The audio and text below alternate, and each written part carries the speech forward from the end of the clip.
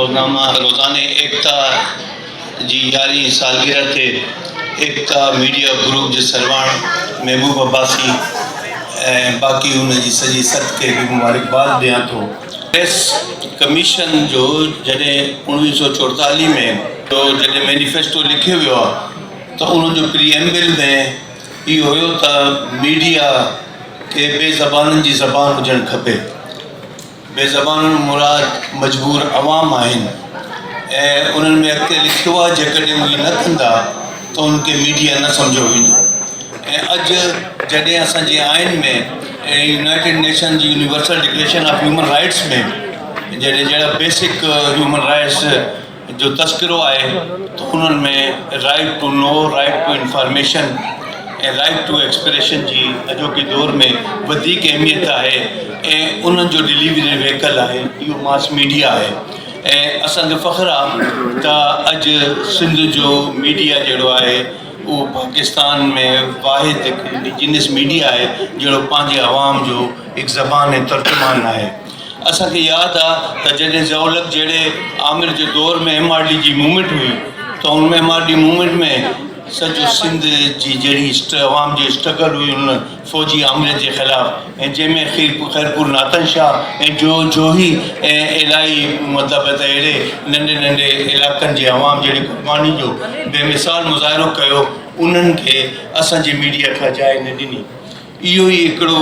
मतिलबु त सबबु हुयो त ई महसूसु थियो त सिंध जे अंदरि हिकु अहिड़े मीडिया हुजे जहिड़ी जदीद तक़ाज़नि खे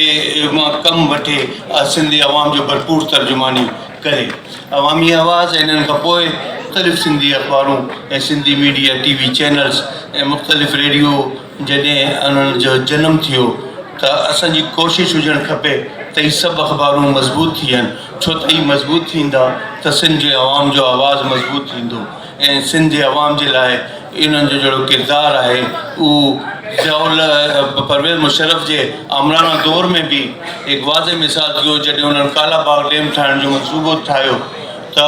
मनसूबो जॾहिं अॻिते त सिंधी अख़बारनि खे एडिटरनि खे घुरायो गवर्नर हाउस में ऐं ठीकु ठाक धमकियूं ॾिनियूं ऐं भई हीउ काला बाग डैम आहे उहो सॼे सिंध जे लाइ पाकिस्तान जे लाइ अहम तरीन आहे, इन जी मुखालिफ़त कंदड़ अवाम दुश्मन आहिनि ऐं आहिनि दुश्मन आहिनि पाकिस्तान दुश्मन आहिनि वग़ैरह वग़ैरह। पर ॻाल्हि इहा त उते सॼी सिंधी मीडिया हिकु ज़बान थी उन्हनि चयो आहे त असीं काला बाग डैम जी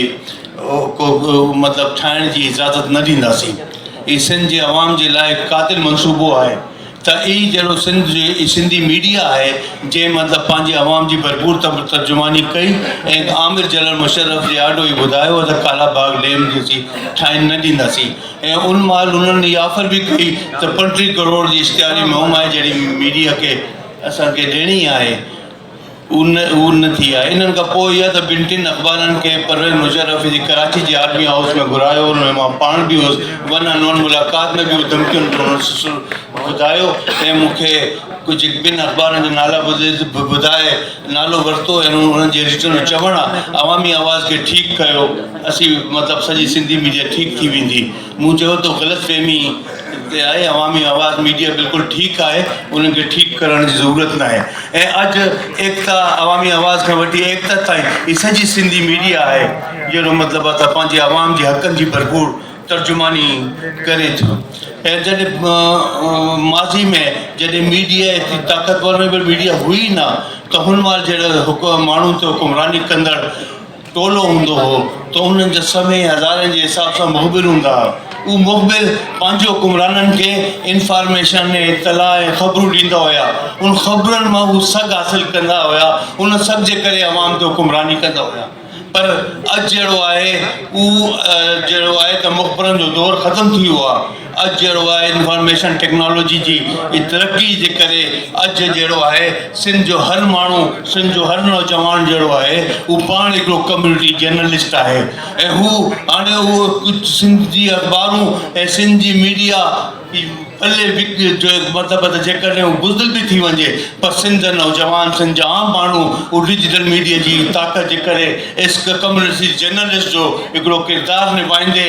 मतिलबु त पंहिंजो जहिड़ो आहे त उहो तारीख़ी फ़र्ज़ पूरो कंदो जीअं हिकु ज़ालिम सरदार ऐं वॾेरे जे आॾो नाज़िम जोखियो शहीद जे मतिलबु त आवाज़ु बुलंद कयो आहे ऐं असां मतिलबु मतिलबु सम्झणु खपे त हू जहिड़ो नाज़िम जोखियो हो उन्हनि जी मतिलबु त उहो हिकु आज़ादु सहाफ़त जो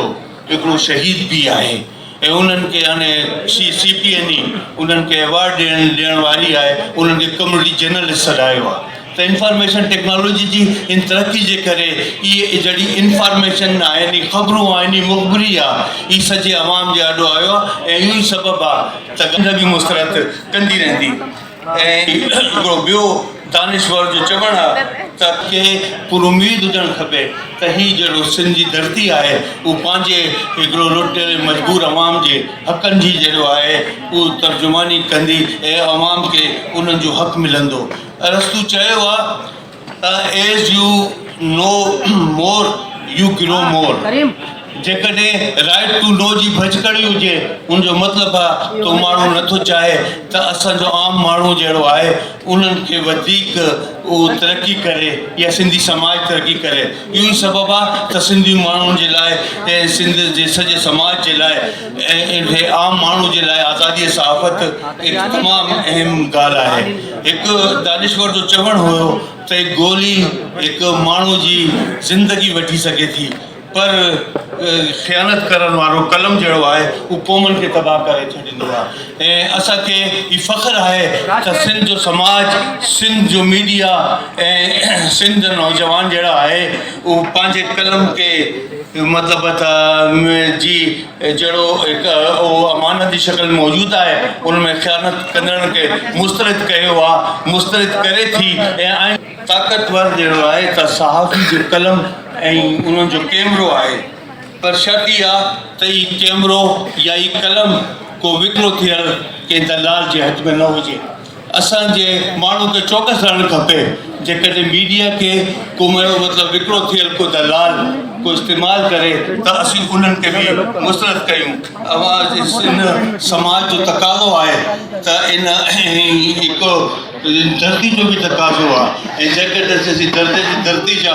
वाक़ई हिकिड़ो ईमानदार फ़र्ज़ आहियूं त पोइ साफ़ी हुजण जे करे असांजो कलम बि अहिड़ा मुक़दस हुजे ऐं पंहिंजे अवाम जे लाइ उहो बिल्कुलु वक़्तु थियल हुजे हिकु ऐं असांजो मतिलबु त कलम जी अहिड़ी अहमियत हुजे जीअं हिकिड़ो उर्दू शाइर चयो आहे त ॻाल्हि इहा त मेरे पास कलम है कोई असला तो नहीं सच बोल दूं कोई मसला तो नहीं पर ॻाल्हि इहा त कलम अहिड़ो हुजे त उहो शाइर जे शेरनि खे सच साबित करे शाइर चयो आहे हमारी जेब से जब भी कलम निकलता है सियाह शब के यजीदों कदम निकलता है हमारी जेब से जब भी कलम निकलता है सियाह शब के यजीदों कदम निकलता है।